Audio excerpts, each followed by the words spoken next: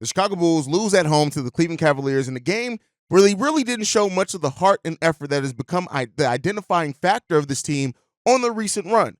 How much faith should the Chicago Bulls fans have lost in their team after this loss? We're going to talk about all and more, plus dive into the mailbag right after this. You are now tuned in to Chicago Bulls Central, your number one place for all Chicago Bulls news and content.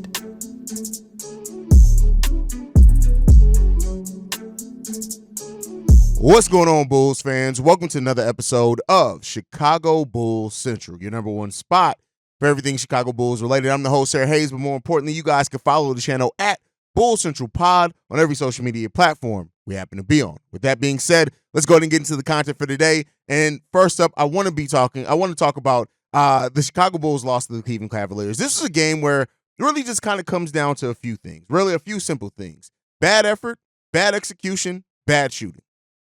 That's it.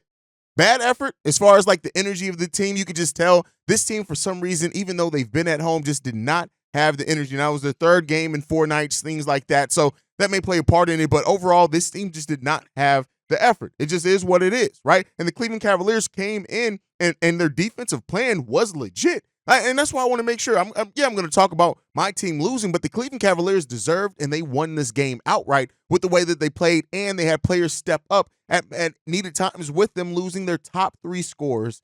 And so when you have a team that just has that great execution plan, they're very confident in it. Max Strus has confidence out of this world because he didn't even really shoot the ball too efficiently, but he had a huge impact for the Cleveland Cavaliers last night, and they needed it. And so the Bulls, their defensive execution was lacking. Our offensive execution was lacking. We couldn't hit three-pointers to save our life. Kobe White went 0 of 8 from the three-point range, right? So those type of things were there, but it wasn't just like the Bulls were just missing shots just by the nature they were wide open. The Cleveland Cavaliers played really, really good defense. And like I said, the Cavs didn't shoot the ball too effectively either. 26% from three-point range and 44% from the field. When you look at the Chicago Bulls, we shot 43% from the field and 22% from three-point range. It came down to the offensive rebounding, and the second chance points was a big reason why the Chicago Bulls lost, and that's another effort stat. And so, you know, when you lose on the effort type plays, the gritty stats is what I like to call them here, you're just not going to win the game. 30 second chance points for the Cleveland Cavaliers,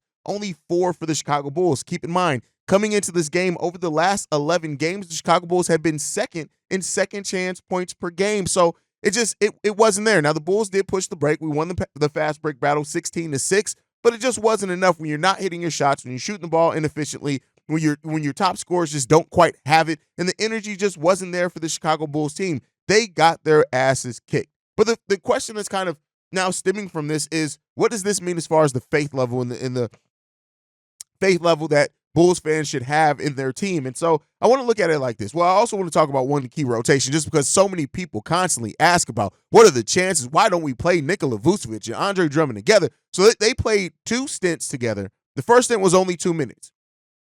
And we were +2 in that stint. Now, over the second stint was 3 minutes, and we were -6 in that. At the end of the day, the lack of spacing, lack of everything, just you can't play Nikola Vucevic and Andre Drummond together. You can't. It's not a good pairing. It's not good.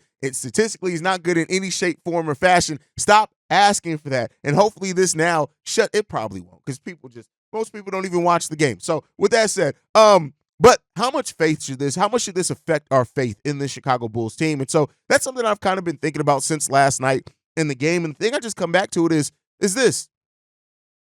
Every team has losses like this. Every single team has losses like this. And you're fooling yourself, or you're a big casual fan if you think that even the best teams don't have games where they just lose just because they don't have energy. Now, that does not excuse it. This team needs to go to the drawing board, and in their next shoot-around practice or whatever, need to figure out how to avoid this and stop this from being a consistent norm. But there's no reason to kind of completely change and flip. And that's what some Bulls fans do. Oh, I knew it was all fake. Oh, I knew it was all this. At the end of the day, this is something that is common in basketball. It's common in sports, right?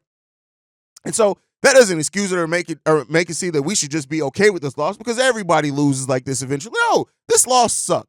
But you also got to put it in the frame of reality. Every team loses some games like this. And unfortunately, you know, the Bulls with the team that's lost as much as they have lost, over the last few years. Yes, we are now 8-4 over our last 12, winning streak overall, and that's really good. A great feeling there. But when it comes down to it, like, you're going to lose games like this. You're going to have games like this, and it's how you bounce back from it. Now, if this becomes a consistent, we see the Bulls lose their next 3 games because of just playing lackadaisical, not having heart, not doing those type of things.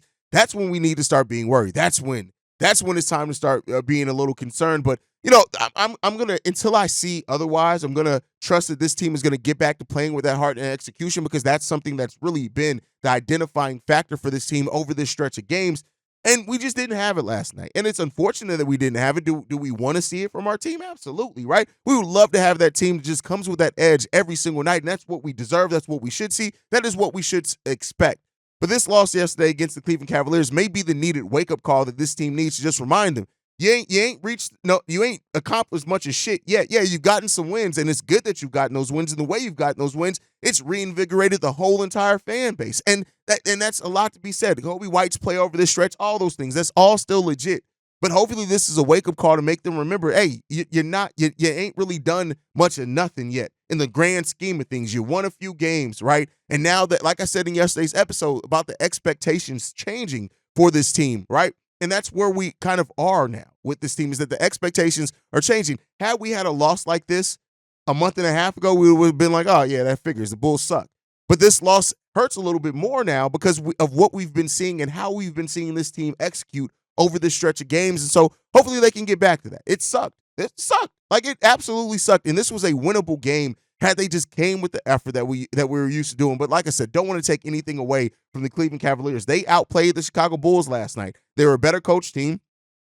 They had a better scheme. They were more confident in it. Even when the Bulls went on their runs, they stayed confident. You got players like Max Strus stepping up for 26 points to lead that team in scoring, right? You had Wade on that team that stepped up really big defensively. He made some really big plays to Dean Wade in that game for them. And then Porter, didn't even know who this guy was. Craig Porter Jr., I believe his name is. Didn't even know who he was before yesterday's game. Not even going front on you. 19 points on 8 of 14 shooting. He stepped up big time for that Cleveland Cavaliers team as well. And that just is what it is. They were the better team last night. And it sucks to be able to say that, especially for a team that's our rivals like the Cleveland Cavaliers. I just hate, and the city of Cleveland's a terrible-ass city. But, when it comes down to it, they won, they earned that win, and they beat our asses yesterday. And that just is what it is. And how the Bulls respond to this now, you get some time off for the holiday, things like that. We're right back here Tuesday, the day after Christmas, and we're going to see how this team executes, performs, and plays. And hopefully they come back out and they remind everybody, even themselves, of how much better they are when they play with that heart and energy, because that was surely lacking in yesterday's game. And I think also one thing that we also got to start looking at and talking about as well is that while I get it, Dalen Terry has given us some really good minutes, and I don't want to take away from that at all. 17 minutes, 6 points yesterday, 1 rebound, 1 steal. He led the bench in scoring. All 6 of those points, I believe, came in the first half.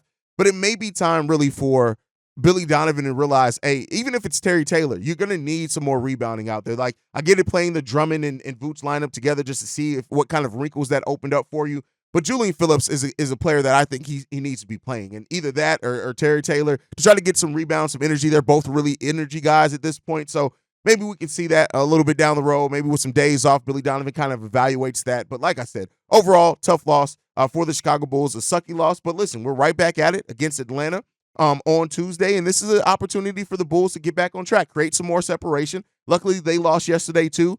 So, we'll see what happens with that when we do face them Tuesday. And then we got the Pacers Thursday and the Philadelphia 76ers Saturday to end this year off in 2023. Now, the Bulls, it's outside the chance for the Bulls to now be back at 500 by the end of the year. But that's all fine. Our schedule eases up considerably after like January 5th, January 2nd, somewhere up in there. And so we're going to have a lot of winnable games on the schedule. But the Bulls got to get back to playing how they played over this stretch so that we can get back talking about a team that's playing with heart and that can, knock out some of these teams. So that's kind of my thought process. That's my lasting thoughts leaving away from the game for those that want it or that it matters to. But let's go ahead and get into more important things are your thoughts, your ideas. And so it's Mailbag Day as it is Sunday, even though it's Christmas Eve. By the way, Merry Christmas to everybody. Happy holidays for even those who don't celebrate Christmas. But this first voicemail, this one's from Reginald. Hey, this is Reginald from Columbus, Georgia. I never call immediately after a Bulls game because, I'm all emotional. But looking at this team or whether or not they should want Zach LaVine back, or whether or not that'd be a good idea after this month. My answer or response to that is they should, but not in the role that he was when he got hurt or when they told him not to come back. I think it would be best to have him come off the bench because we've seen that Roots, Zach, and DeMar without Alonzo Ball to coordinate them doesn't work. I I know he's not gonna like that. I know he's gonna hate that. He might even kick up a fuss, or probably will. But if it comes to winning, like that's the only way it will work. Like you can have Zach and Boots on the floor at the same time. You have DeMar and Boots on the floor at the same time. You can't have all three. But I say this because you need that guy to give you that offense coming off the bench in the second or fourth quarter. Because a great coach knows how to make adjustments. We've seen that happen when they went up against Denver, San Antonio, Miami, where Spoelstra or Pop would just throw out a system and certain guys would get shut down. We saw them shut down Booch in Miami. So we saw guys get into the DeMar spot and just say that and have them being flustered and having a bad night. So I think the Bulls should let them come back, but only off the bench. And I think Zach shouldn't complain too much because I think that's the only way he gets moved before the trade deadline. Because right now, if the Bulls wanted to, they could just wait and say, we're not going to trade you until the off season where your value is going to be the highest. Because at this point, they don't need to be in a rush to make a move. They get more from them by waiting than by moving early. And we both know Ryan was always going to do what's best for financial standpoint. Thanks. Zach LaVine coming off the bench. Now, here's something. I'm just going to be real with you. And I understand what you're rooted in. So I'm not saying you're crazy for asking this or anything, but I don't see a world in which that happens. Now, the Bulls do have to ask themselves make some tough decisions in regards to what happens with Zach LaVine. That 3 to 4 week timeline is approaching real quick. And so the Bulls are going to have to really kind of make that decision here soon on what they're going to do with Zach LaVine. Is there a trade out there? Are they going to push it till January 15th? Do they feel like they can execute without bringing him back? Do they feel like they need him bring him back to help his trade value? There's a lot of tough questions around there, but I don't think that it helps the Bulls or Zach LaVine in anything in coming off the bench. Now, I understand where that's coming from. I just don't think that it's likely that Zach LaVine accepts coming off the bench. And you can say for that what you will. But now, as far as Zach LaVine's value being the highest in the offseason, I don't necessarily believe that's true. Not with how things are trending now. If the Bulls keep playing like this, without Zach LaVine, and then even when Zach LaVine comes back, if they struggle or if they play good, but Zach LaVine isn't having the best performance, or if he's having big performances, but the Bulls are losing, I think that still hurts Zach LaVine's trade value. And like I said before, there's only one scenario. And when Zach LaVine comes back, if he comes back to play for the Bulls, there's only one possible scenario that helps his trade value. That Zach LaVine plays really well, and the Chicago Bulls are winning over that stretch as well. Every other scenario is going to hurt Zach LaVine's trade value. If Zach comes back and plays good, but the team loses, hurts his value. If Zach comes back and play bad, but the team wins, hurts his value. If Zach comes back and he doesn't really have an impact, right? And you kind of look at it like, he came back, but he really didn't do much, hurts his trade value, right? Or let's say he gets hurt. Again, hurts his trade value. So there are way more scenarios in which Zach LaVine coming back could necessarily hurt his trade value more than help it. Now, that's not to say that the one scenario that it helps his trade value isn't a reality and can't be possible, because it can be possible, but I just don't think his trade value is necessarily the highest in the offseason for the unique situation that Zach LaVine is in. Yeah, generally when you trade stars, that you get more back in the offseason than what you do during the season. But with Zach LaVine's unique situation, with teams already doubting and questioning what his impact on winning is, what his health is, think that it may be the opposite is true for Zach LaVine. But hey, maybe I'm wrong on that. We'll see once we get to that trade or whatever happens towards the end of this season. But let's get into the next voicemail. This one's from Dave.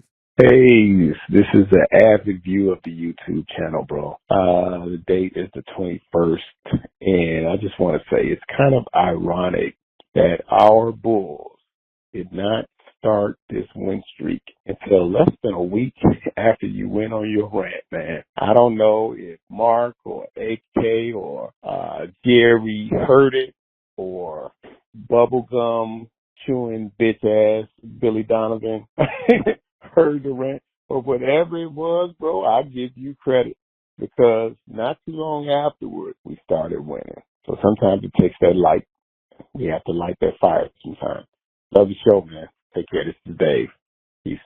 I doubt my rant had anything to do with it. I really do. Like, I would love to be able to say, yeah, Hayes went off and the Bulls started winning, but even me, I don't hold myself to that high of regard to think that my rant, no matter how much notice and attention it got, woke anybody up. I would hope that it's their pride. I would hope that it was their desire to go out there on the basketball court and give it all up, right? That's what I hope that it was too, because if a YouTuber like me in my own personal studio is what it takes to get the Bulls riled up, hey, man, that's a concern. So I'm not even going to say that. I'm just a passionate Bulls fan when it comes down to it. I love this team. I live this team, and I've done that for my whole entire life. And so that's all it is. I'm passionate, and sometimes I hope that even when my passion comes out, even if people don't agree, like I want to be the voice of the fans. And so, yeah, I know we were all frustrated at that time, and like I said, I doubt my rant had anything to do with it, but it's nice to think that, right? Well, all right, let's get into the next voicemail. This one's from Cornelius. Hey, what's good? Hey, this is Corn, man. Let's just get this out the way, King. Blessings to you. I'm tired of this Zach LaVine trade talk shit. I know it's content, I know it's news, I know, but some of me, probably just me, just overthinking it. Probably me just, it feels like this Zach LaVine trade overshadows what our baby Bulls, like I said, what the baby Bulls 2.0 is doing right now. I ain't saying that you're doing it and other, Chicago podcasters is doing it.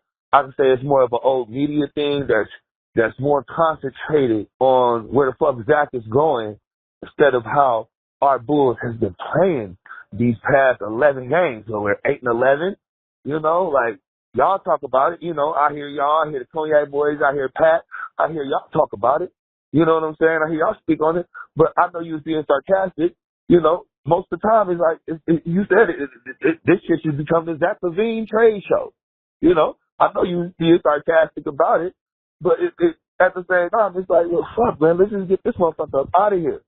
At this point, nigga, I don't give a fuck where we send this motherfucker. I don't care. I don't care what we trade him for.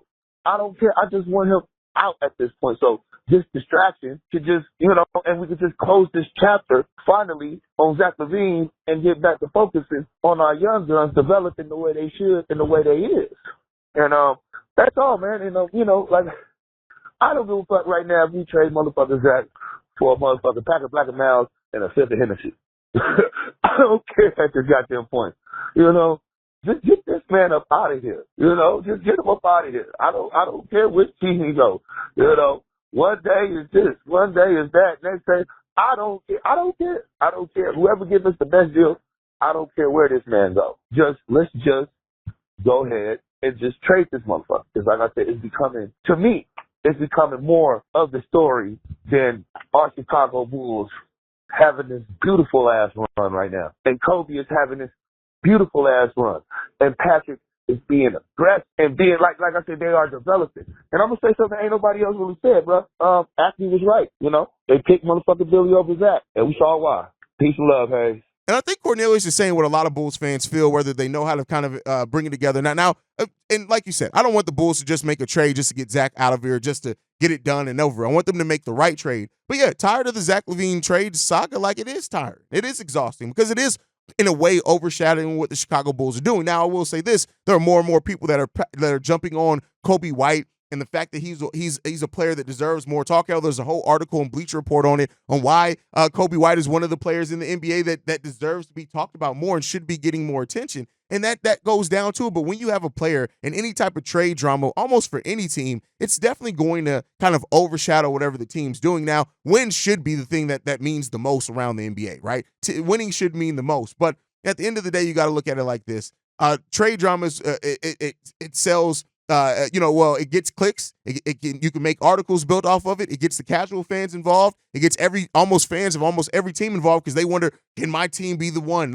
So I get it why it is, but I like you. I really can't wait until this is over with as far as the trade drama and we get to the resolution, just so we can just focus on the court and whatever's happening, good, bad, or indifferent. We can just focus on how this team is performing on the court, because these players and the way that they played, albeit last night, to the side of that they deserve for that to be the highlight in what's talked about right now for the Chicago Bulls. All right, let's get into the next voicemail. This one is from Michael Korn. Hello, CEO Hayes. I liked your yesterday podcast with the topic and title on expectations. And I was thinking an example of that is I want teams to come in, especially to Chicago, expecting the Bulls to like battle and out hustle them.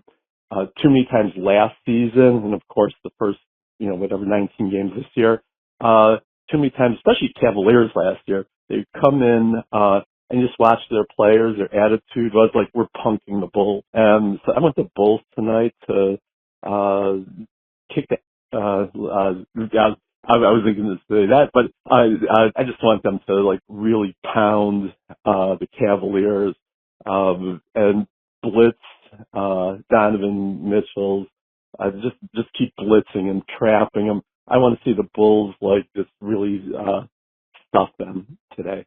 Anyway, we'll look forward to your mailbags this weekend, and hope and going to be listening to the the halftime show today. Hey, good one, man. Bye. Bulls out hustling teams. I agree with you, and it's good to have an identity. Now, unfortunately, it didn't happen last night against the Cleveland Cavaliers. Now, you left this before last night's game, but it's unfortunate that we didn't have that then. But yeah, the heart that this team plays with, and the thing I always say is like that is what the city of Chicago respects the most. And so Chicago Bulls fans that have been around this team for long enough respect that the most, and that's why it was so good to see them perform that way over that stretch, because that's what we want. That's what we deserve. That's what we want to see as a team that just goes out there and fights. And yes, luckily it was coming via wins as well, but that heart that this team played with, you can't deny that. And out hustling other teams, that's how you want to carve out a name for yourself. And that's when people kind of circle you on your calendar like, hey, the Bulls may be below 500, but we got them on the schedule today. They about to make us work for it. That's what you want to see from this team. That's what you should want to see all up and down in sports. And so, yeah, the city of Chicago respects that. We love that. And hopefully it continues and they can get back on that track. Like I said before, there are always going to be games that happen during the season, like last night, what happened with the Chicago Bulls. How you bounce back from it is the important part. Let's hope they bounce back from it well.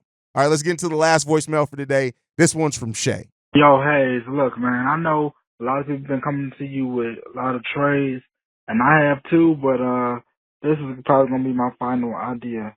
All right, look, I know the Bulls are looking to trade Zach LaVine, and I got the perfect place to trade him to. Okay. I think we might need to trade Zach LaVine to the Miami Heat for Jaime Jaquez and get Jaime Jaquez. Now, look, I know what you're going to say. Oh, he's a rookie. He's coming into his own. Don't do that. But I just want you to remember something. Remember, Precious Achua was their rookie also, and he was coming into his own in his first season with them as well. And what did they do? They traded him to the Toronto Raptors for Kyle Lowry. Now, unfortunately, that didn't work out too well, but I feel like this Jaime Jaquez and Zach LaVine deal could work out good for both sides because, let's face it, Jimmy Butler and Bam Adebayo, they need a third option when it comes to score. And everybody, including you, has said Zach LaVine is at most a second or third option on a championship winning team. And I think that if we get Jaime Jaquez, just in case if DeMar decides to leave, you could put him next to Patrick Williams and everybody else, and then he's just steady coming into his own, especially with this young core that we have. Look, I know what you're going to tell me. Oh, Shay, that sounds stupid as shit, but still think about it. Kyle Lowry was traded for Precious Achua. I'm not saying Precious Achua is a star, but I know for sure the Miami Heat would love to have him as a backup instead of Kevin Love and the rest of them other dudes that they have backing up Bam Adebayo. And I feel like it could help both us and them due to the fact that they need consistent scorers and Jaime to be a part of our young core. Look, I know that this sounds stupid, but think about it. Jimmy can't carry them all by himself, and Bam Adebayo can only do so much. And I feel like Zach LaVine could help them, along with Jaime Jaquez helping us, along with us getting some more draft picks. Anyway, tell me what you think. Peace. All right, here's the thing, Shay, and I know you made the comparisons. Shay, I always got to tell you, when you got to say think about it that much, or when you're not thinking, or you're thinking too much. Jaime Jaquez is completely different than where Precious Achua was when the Miami Heat traded him. Jaime Jaquez right now is averaging 13.1 points per game, 50% shooting, and he's doing that all on 10 shots per game. Precious Achua, even since then, has not hit those efficiency levels. So no, you're not trading Zach LaVine, you're not getting Precious Achua back there. Now keep in mind, the Miami Heat, even before seeing what Jaime Jaquez was going to be, didn't want to include Jaime Jaquez in a potential Dame Lillard trade. You think they're going to trade him now for Zach LaVine after seeing what he's doing now out there, they always believed in the potential. That's why they drafted him. But like it's not the same. When you look at Precious Achiuwa, he was averaging 5 points per game and playing 12 minutes for them when they traded him to the Toronto Raptors. Jaime Jaquez right now is averaging 28 minutes per game coming off the bench for them, averaging 13 points per game and shooting that at a 50% clip and 38% from three-point range. And he's doing that with almost 4 rebounds per game, almost 3 assists per game, and 1 steal per game.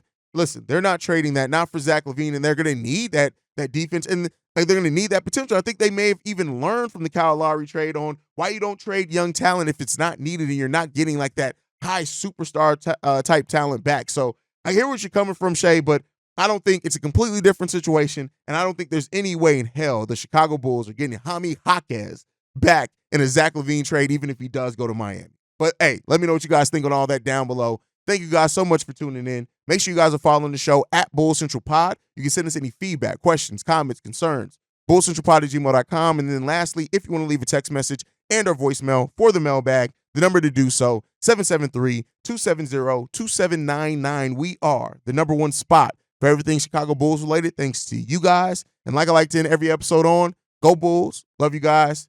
See Red if you can, y'all. Peace. This has been a presentation of the Break Media.